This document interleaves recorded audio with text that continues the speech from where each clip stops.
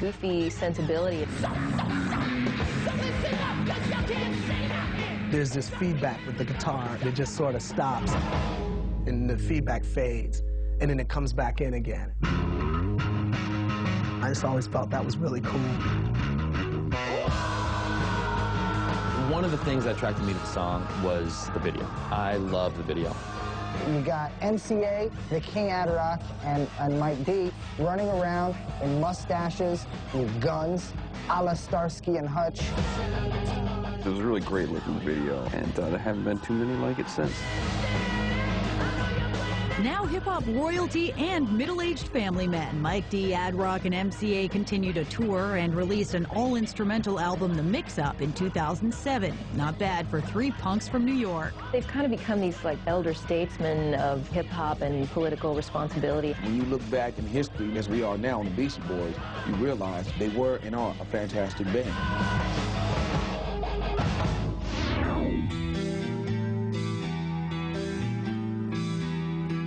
That's like the national anthem of headbangers. Witness its metal grandeur, the riff that catapulted Metallica to mainstream success and metal godhood. The punishing 1991 hit Enter Sandman. The way Enter Sandman starts, it's just kind of like it just builds and builds and builds. It's bigger. Good riff. You just knew there was trouble coming.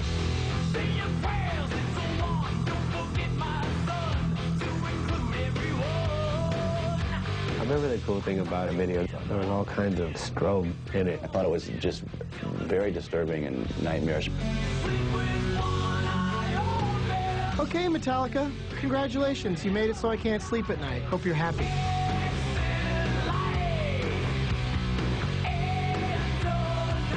Veteran headbangers accused Metallica of selling out with Sandman, which became a huge pop hit. Yeah, when they told us the #1, it was like, had an extra beer, you know?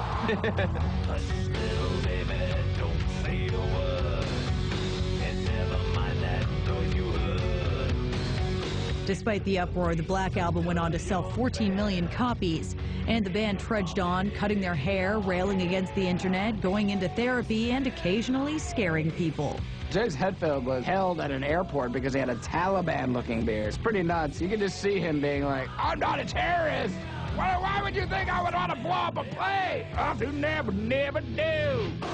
Nowadays, Metallica are still in the studio and on the road, thrilling fans and crushing the souls of the unworthy. Metallica will always be metal gods. They're like the real deal. Insanity. Metal. Don't with us.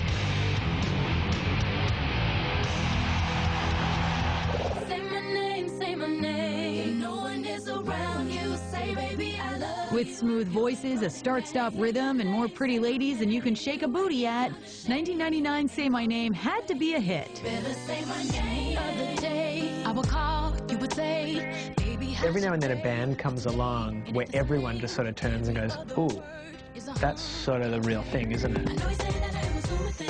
The song had a great sound, but more importantly than that, it offered a piece of great advice. Basically, he's saying, say you love me in front of everybody. The first thing that struck me about it was how many words and in such a strange rhythm the verses went in. It was so inventive. The movements in the video are really sort of captivating. Say my name, say my name. Along with those fly moves came drama with a capital D. Mysteriously, Destiny's LaToya Luckett and Latavia Robertson were missing from the video.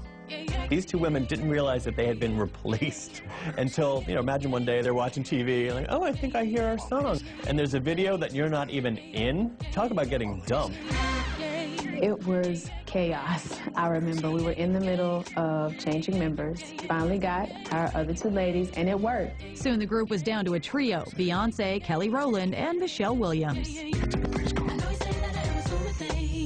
The girls split amicably in September 2005 and each moved on to a solo career. Beyonce is like obviously the breakout star from Destiny's Child. I'm very proud of Beyonce. She had so much success and will have even more success. And I'm proud of Michelle as well. Michelle Williams doing the Aida, and then she's on The Color Purple now, and so she's now a Broadway gal. And, you know, Kelly has her second album coming out. I'm so excited about my new album, Miss Kelly. It's my baby. I want everybody to know about this record.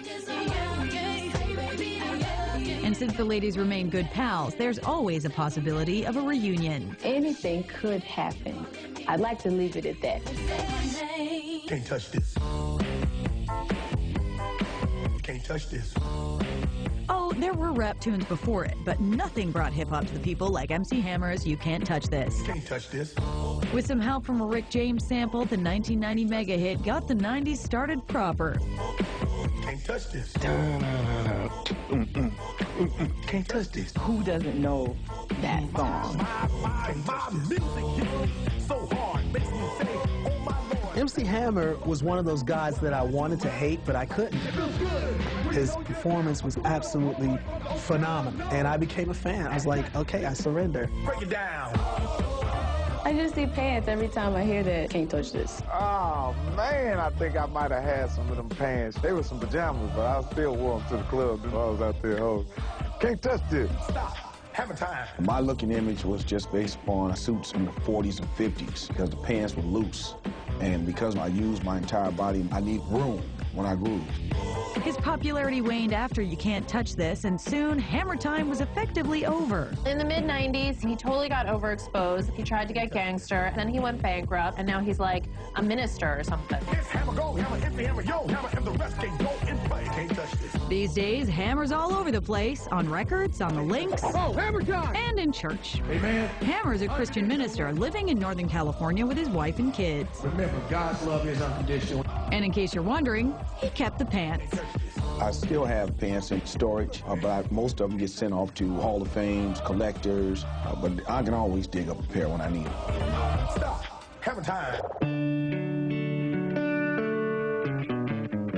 In the 80s, they were funk rock party animals, but the 90s made the Red Hot Chili Peppers more introspective, and it came off in their downbeat ballad, Under the Bridge. Sometimes I feel like I don't have a partner. Suddenly it was this whole new sort of sensitive side that I'd never heard from them before. Lonely as I... Great song. Anytime you confess your soul like that, man, you're gonna do all right. Produced by rock guru Rick Rubin, the song came from Anthony Kiedis' journal entries about his heroin addiction. I don't ever wanna feel like I did that day. Very honest song. It almost pains me to hear the lyrics sometimes because you can actually feel the pain Anthony was in. It's hard to believe there's nobody out there. After a few relapses, Kiedis got off the sauce and has been drug-free since 2000. Now, as he and the rest of the Chili Peppers approach their silver anniversary, they remain as kick-ass as ever. You could say they're at their peak now. They're performing to huge audiences. They're really tight as a band, and they're incredibly successful and still putting out records.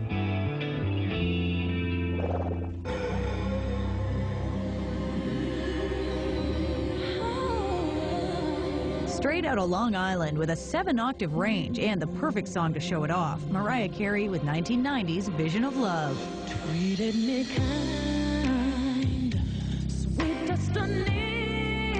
She just put herself on the map with that song. Her talent blew people away. Her voice was spectacular. Everyone was saying, have you heard? Like, oh my God, you know? I had a vision of love, and it was all that you've given to me. She was a diva. She could hit the highest notes that only dogs could hear. Carey scored a record contract at only 19, but it took some guts to make it happen. She was at a party, and Tommy Mottola, who was the head of Columbia Records, got her demo tape, listened to it, and said, I'm going to make her a superstar. And like a year later, she was massive and married to Tommy Mottola.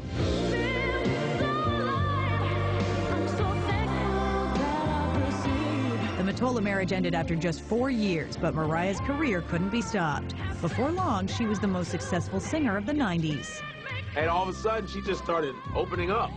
You know, things were showing a little more, and she just got a little freaky.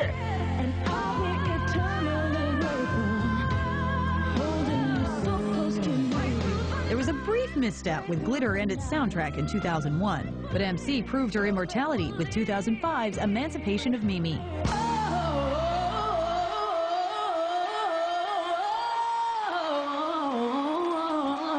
Yeah, Ms. Carey's back all right. Big time. As long as she's singing like she can sing, she can't go wrong.